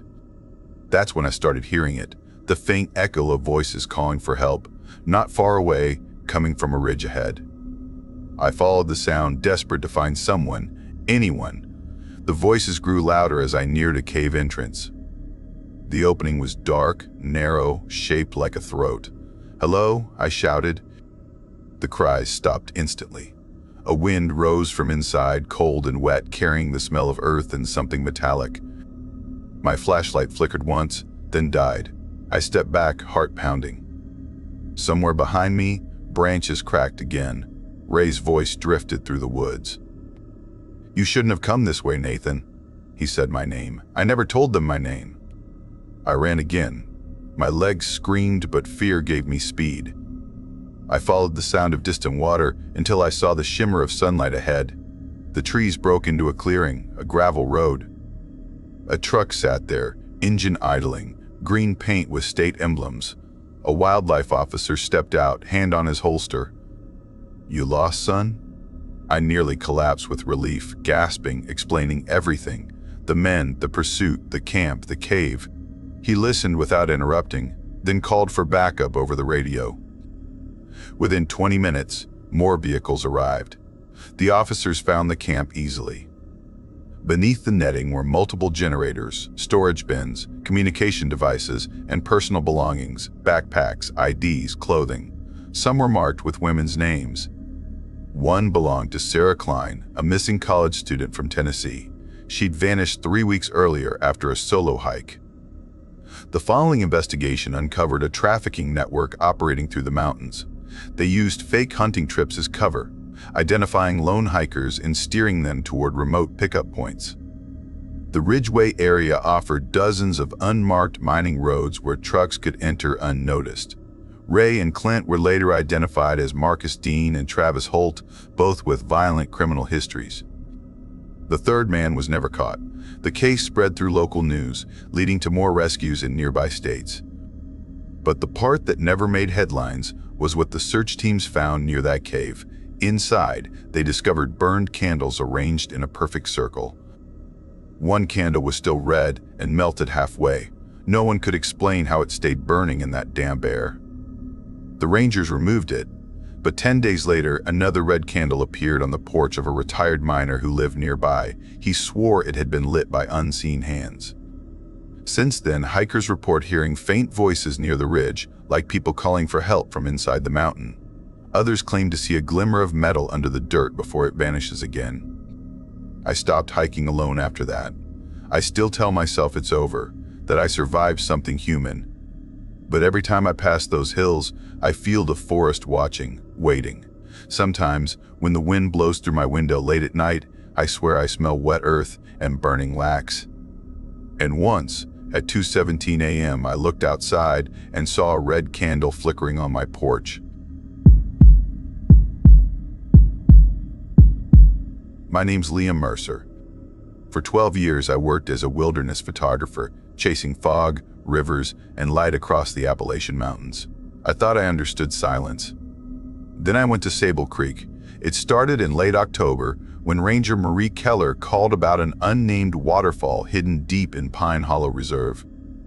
Locals called it Sable Creek Falls. She told me there were stories, voices in the night, people hearing cries for help that vanished with daylight. I laughed. Every remote place had its ghost tales. I just wanted pictures. That morning I packed my usual gear, a small tent, sleeping bag, camp stove, camera case, and 2 lenses. By 2:30 in the afternoon, I parked at the empty trailhead. There was only one other truck there, its windshield coated in dust, thick enough to write a name in. I signed the trail register. The last name before mine was from 3 weeks ago. The main trail was wide and golden with fallen leaves. When I reached a stack of rocks marked with a fading orange ribbon, I turned off onto a narrow, forgotten path. The forest grew dark quick. Roots caught my boots, and the sound of water rose from somewhere below. After half an hour, the trees opened to reveal the falls. Sable Creek dropped in 3 tiers, each spilling into a pool wrapped in mist. Sunlight slanted through the canopy, turning the water gold. It felt untouched, ancient, wrong to disturb. I set up my tripod, took a few test shots, then found a patch of dry ground near the base to camp. By nightfall, I sat outside my tent with coffee, reviewing pictures by headlamp glow. The air had turned sharp, breath visible in the beam. That's when I heard it. A man's voice, low and rough, drifting over the sound of water. Held me. I froze. I froze. The voice came again, clearer now from across the creek. Help me. I'm hurt. At first I thought it was an echo, but it repeated with perfect rhythm every few seconds. I shouted back, asking where he was, but the reply never changed. Help me. I'm hurt. I grabbed my headlamp and first aid kit, scrambling toward the sound through mud and rocks. When I reached the far bank, the voice stopped. Just stopped. Only the falls roared. My pulse thudded in my ears. I called out again. Nothing. After 15 minutes searching, I gave up and returned to camp, uneasy but trying to stay logical. Canyon acoustics could play tricks. Maybe someone upstream yelling had carried. I wrote it in my log just to settle my nerves. At 2:17 a.m., it came again. Help me, I can't get out. The same voice, closer, echoing from directly across the water. My heart started pounding. I swung my flashlight beam across the creek, but the bank was empty. The voice kept calling, perfectly steady, no variation in tone, no breath. I crossed the creek over fallen logs, water freezing around my boots. The calls guided me like a beacon, but they never changed. Every time I moved closer, the voice shifted, always just out of reach. I searched for nearly half an hour before it cut off mid-sentence. Back at camp, I sat shaking inside my tent, staring at the nylon walls. I kept hearing that voice in my head, repeating at 7-second intervals like a metronome. When I finally drifted to sleep near dawn, another sound woke me, my own voice, echoing softly through the trees. "Where are you? I'm coming to help." My stomach turned to ice. Those were the exact words I'd shouted last night. Only now they were being spoken back to me, warped and hollow, overlapping from different directions. I ran out of the tent, but the fog was too thick. Every few seconds, my voice repeated again from somewhere else, distorted, whispering through the canyon like something learning to imitate me. I left the ravine at first light, stumbling up the slope, cold sweat running down my spine. When I reached the parking lot, that other truck was still there.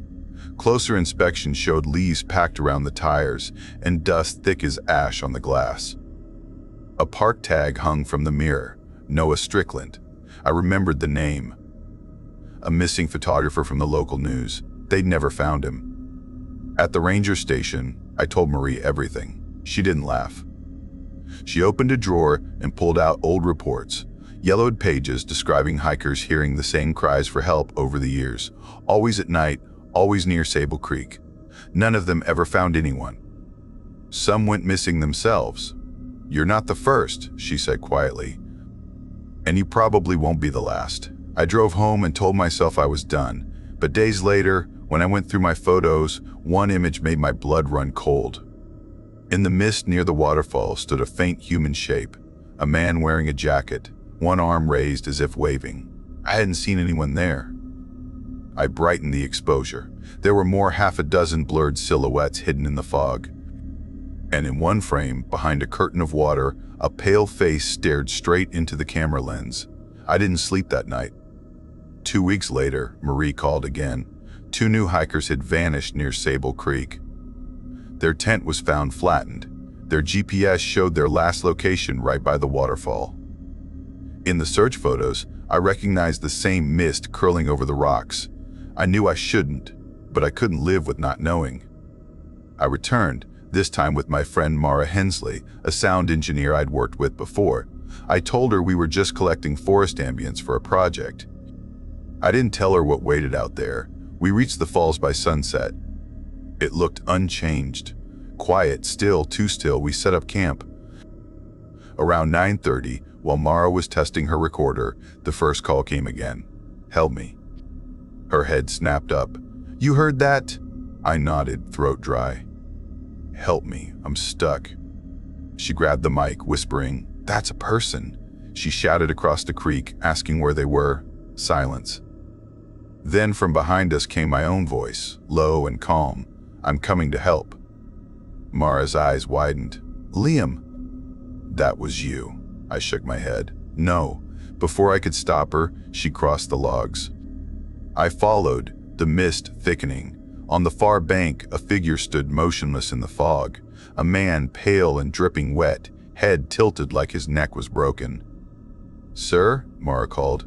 "Are you hurt?" He didn't answer. He didn't blink. The same words echoed out from his direction, but his mouth never moved. "Help me." The fog shifted, and the figure vanished like smoke. We ran back to camp. Mara's recording caught everything. When she played it back, the voice overlapped itself, one pleading, one whispering behind it. "He's still here," it said. That night, something walked around our tent. Leaves crunched softly, slow and deliberate. At 2:51 a.m., everything outside went dead silent. No water, no insects, nothing. Then, from inches beyond the tent wall, my voice whispered, "Mara, open the door." She turned to me, terrified. "What did you say?" I shook my head. I didn't. Something dragged its hand slowly down the side of the tent, Please don't leave me here." We broke camp at dawn, shaking, too afraid to speak. On the hike out, we passed a tree marked with deep scratches. Between them were words burned into the bark: Noah Strickland. 2 days later, Mara sent me the cleaned-up audio. When I listened through headphones, I could barely breathe. It wasn't one voice. It was dozens, men, women, children, all layered, repeating the same cries for help in different rhythms. At the end, faint but clear, my own voice whispered, "You shouldn't have come back. I thought it was over." But a month later, Ranger Marie called again, another disappearance. Another empty campsite. She said someone had found a camera half buried by the falls. When I went to see it, the name carved on the side read, N. Strickland. There were 3 photos. The first showed the waterfall in daylight. The second, the same scene at night, fog thicker. The third made me drop the camera. It showed the creek bank and me, standing there, staring straight into the lens, terrified. The air around me turned colder than I've ever felt. I looked up, and fog began rolling in from the water, thick and fast. Then I heard it. "Help me." A woman's voice this time, followed by a man's, then a child's. The air trembled with them, overlapping, begging, calling from every direction. Figures formed in the mist, waterlogged faces, hollow eyes, reaching hands. One stepped forward. Its mouth opened impossibly wide, and from it poured every voice at once. "You heard us." I ran. The ground shook under my boots, the fog twisting around me like living smoke. The voices followed, growing louder, pleading, angry, desperate. "Stay with us, help us, help us. Stay." When I reached the ridge, everything stopped. The forest went still. I turned back, but the canyon was empty, silent, as if nothing had ever been there. I drove until morning, not caring where the road led. When I finally stopped, I sat in the truck, shaking, until I saw movement in the rearview mirror, faint faces staring out from the fog behind me. That was 6 months ago. I quit photography, moved states, tried to forget. But some nights, when the rain hits my windows just right, I hear them again, those same broken pleas rising under the sound of water. Last week, a letter arrived. No return address, just my name and a single line inside. They found another abandoned truck at Sable Creek. No bodies, no footprints, just water pooling inside, as if someone left the doors open in the flood. I burned the letter, but the smell of damp earth still fills my room. And sometimes, when the night gets quiet enough, I still hear my own voice whisper back from somewhere I can't see. "Where are you? I'm coming to help." Then from the dark, softly, we know.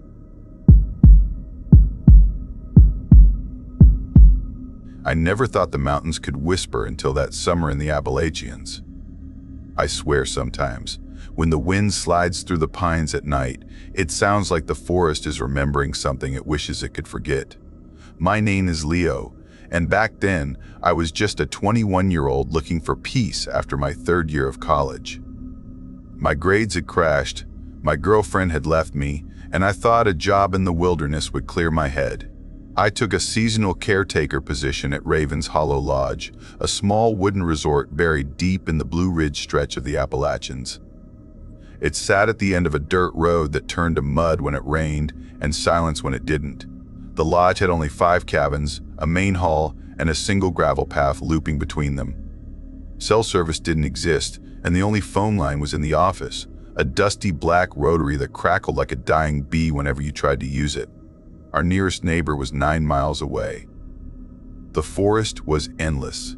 The job was simple: keep the cabins clean, repair what broke, and check in guests who wandered in from the trail. The owner, an old ranger named Mr. Green, warned me about 3 things before he drove off that first night. Never ignore a whistle after dark. Never cross the stream past the signpost that says, "Don't go further." And never open the lodge's basement door after midnight. He said it like a joke, with that half-grin old men use when they want you to laugh, but also mean what they say. The first week was quiet. A few hikers checked in, all polite and exhausted. By the second week, a group arrived that changed everything.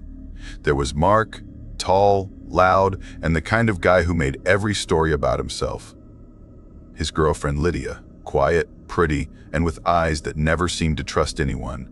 And their friend Connor, who carried his camera everywhere and barely spoke. They said they were traveling photographers documenting old Appalachian trails. They took cabin 3, the one near the ridge line where the trees bend east, like they're reaching for something that isn't there. At first, they seemed normal. They hiked all day, came back muddy and laughing, ate dinner in the main lodge, and fell asleep before midnight. But by the fourth night, I started noticing small things. Their laughter had changed. Mark talked too much, Lydia barely talked at all, and Connor avoided both of them. That evening, the air was heavy and smelled of rain. I was fixing a loose step outside the office when I saw them heading toward the old bathhouse near the creek. Mark's voice was rising, sharp and angry, cutting through the quiet like a saw. Lydia followed a few feet behind, her arms wrapped tight around herself. Connor trailed last, looking like he'd rather be anywhere else. I thought it was just another argument. Travelers get tired, tempers burn fast when you're miles from home. I went back to hammering the step, but around 9 that night, just as I settled in my cabin with a flashlight and a book, I heard shouting outside. Then a woman's voice. Lydia's calling for help. I grabbed my jacket and ran toward the sound. The gravel crunched loud beneath my boots, echoing off the trees. Lydia was standing near the main path, her face pale, eyes wide. Mark was beside her, breathing hard, sweat streaking down his forehead. She said Connor was missing. Said he'd gone to wash up at the bathhouse and never came back. They both looked terrified, but something felt wrong about their fear. It was too sharp, too staged, like they were acting it out for an audience that wasn't there. I asked what happened. Mark said they'd seen a man watching them near the bathhouse, a stranger standing between the trees. Lydia said the man was tall with dark hair. Mark interrupted, saying no, he was short and had a beard. Their voices clashed, their story tangled itself. I felt the unease creeping into my chest. We went to check the bathhouse. My flashlight beam cut across the wooden siding. The door creaked open. Inside, the floor was damp, the mirror cracked, and the bench overturned. The air smelled like iron. There were drag marks in the dirt outside, leading toward the stream. Lydia started crying, whispering that they had to call the police. I told them about the landline in the office, but when I picked it up, there was nothing, not even static, just silence. Mark said maybe the line went down in the storm earlier, but there hadn't been any storm. We searched until after midnight, calling Connor's name through the woods. The forest didn't echo. It swallowed our voices whole. Every now and then I thought I heard whistling. Once. Then again, soft and distant, like someone was mocking us. Mark said it was the wind, but the wind doesn't call your name back in your own tone. When we finally gave up, I said I'd drive to town at dawn to find help. Mark insisted he'd go instead, saying he knew the trails better. His voice was too calm, too sure, and I realized he didn't want me leaving the lodge. Lydia looked like she wanted to scream but couldn't. I offered to let them stay in the main lodge for the night. Lydia agreed instantly. Mark said he needed to grab their things first. I watched him walk into the trees with a flashlight, then followed quietly behind, keeping low. He entered their cabin and stayed inside for about 15 minutes. When he came out, he carried a heavy duffel bag and something wrapped in a towel. The shape beneath the towel was long, like a knife or a crowbar. He moved fast, glancing around like he was being watched. I slipped back to the lodge before he saw me. When he returned, I pretended to be half asleep in a chair. Lydia was curled on the couch, trembling. Mark sat near the fire, his shadow flickering on the wall, too restless to stay still. The fireplace burned hotter than usual, though no one had added wood. Mr. Green once told me about a ranger who found a cabin in these mountains where the fireplace never went out, no matter how long it was abandoned. They said it burned with the heat of something that wanted to be remembered. I tried not to think about that. The night stretched endlessly. Every creak sounded like footsteps, every gust of wind like breathing. Around 3:12 a.m., I thought I heard footsteps above us. though the second floor had been closed off for years. At dawn, I suggested we check the bathhouse again. Mark argued, said there was no point. Lydia insisted, so we went. The daylight revealed more than I wished it would. There were dark stains on the wooden steps and a torn piece of fabric hanging from a bush. Lydia reached for it, but Mark snapped that we shouldn't touch evidence. His voice trembled. Then, faintly, I heard something else, whistling again, but it wasn't coming from the woods this time. It came from the creek, a slow, uneven tune. We turned. The water was calm, but a few yards downstream, something pale floated near the rocks. It was a hand. Lydia screamed. Lydia screamed. Mark stumbled backward, muttering, then took off running toward the lodge. I chased after him, but by the time I got inside, he was gone. His duffel bag was missing too. Then came the sound of a helicopter overhead, chopping through the morning stillness. 2 state troopers and a paramedic landed near the clearing. Somehow, someone had called them. When they asked if we'd reported a missing person, Lydia burst into tears. I told them everything I knew. The paramedics said they'd found a hiker half a mile downstream, alive but barely. Multiple stab wounds, blood loss, shock. His name was Connor. He'd managed to crawl to an old mining road and flag down a truck. When I looked at Lydia, she looked both relieved and broken. Mark wasn't anywhere to be seen. The troopers searched the cabin and found the knife and a towel, just like I'd seen. They also found wire cutters, the same kind used to slice phone lines. Lydia confessed that Mark had attacked Connor during an argument about stolen money. She'd helped him move the body because she thought Connor was dead. Mark was caught later that afternoon trying to cross the ridge trail. His face was pale, his hands shaking. When the troopers cuffed him, he kept whispering that someone had followed him from the bathhouse, that a voice in the woods had been calling his name all night. I quit the next morning. Packed what little I had and walked 9 miles down the dirt road until I found a payphone. Mr. Green never came back. Ravens Hollow shut down a year later, but the story didn't end there. A year later, a new ranger reported something strange. He said Cabin 3's fireplace still burned every night, though no one had been there for months. The ashes never cooled. He also said a signpost appeared near the stream, one that wasn't on any map. It read, "Don't go further." By morning, the sign was gone. Another hiker reported hearing a whistle echo through the trees. When he whistled back, the sound came again, only this time it called his name in his own tone. And a farmer from the next valley told the sheriff he saw a mannequin standing inside his barn. The next morning, it was on his porch. Sometimes, late at night when the wind slides through the hollows, you can still hear that same whistle, faint and patient, calling for someone who'll never answer again. I haven't been back to the Appalachians since. But sometimes, when the world is too quiet and the dark too still, I swear I hear it again, just once, soft and clear, Leo. And every time, I tell myself it's only the wind. But deep down I know the mountains never forget.